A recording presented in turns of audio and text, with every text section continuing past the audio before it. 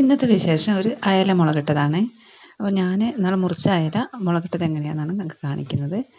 അപ്പോൾ ഞാൻ വെളിച്ചെണ്ണ ചട്ടിയെടുപ്പത്ത് വെച്ച് വെളിച്ചെണ്ണയൊക്കെ ചൂടായി വന്നപ്പോൾ വലിയ ജീരകവും ഉലുവയും കൂടി ഇട്ട് പൊട്ടിച്ചെടുത്ത് അതിലേക്ക് വലിയ ഉള്ളി ഒന്നിട്ട് വഴറ്റി കൊടുത്ത്, അതിനുശേഷം ഞാൻ ഇഞ്ചിയും വെളുത്തുള്ളിയും പച്ചമുളകും കൂടി ഒന്ന് ചതച്ച് വെച്ചിരുന്നു.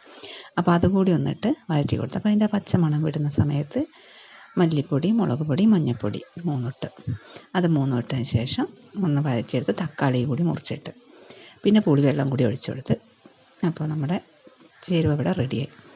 അപ്പോൾ അത് റെഡിയായതിന് ശേഷം അതിലേക്ക് മുറിച്ച് വെച്ച മീനുണ്ടായിരുന്നു, അപ്പോൾ അതിട്ട് കൊടുത്തു.